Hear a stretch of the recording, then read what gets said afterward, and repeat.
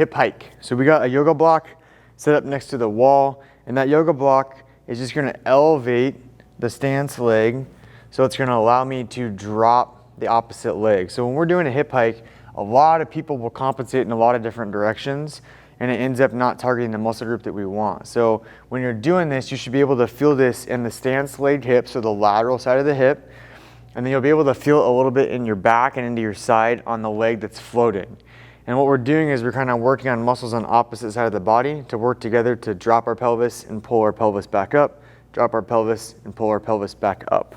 So when we're doing this on my stance leg, I want that leg to be straight, and I want everything to kind of rotate in what we call the frontal plane. So if I turn from the side and I had two panes of glass in front of me, I shouldn't translate forward or backward into those panes.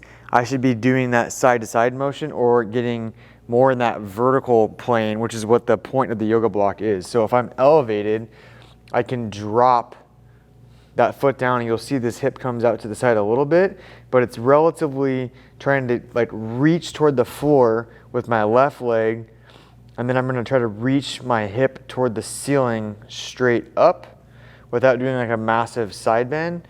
And I'll feel that in my lateral hip, and then I'll feel that in my side in some capacity, and then I come to that bottom position.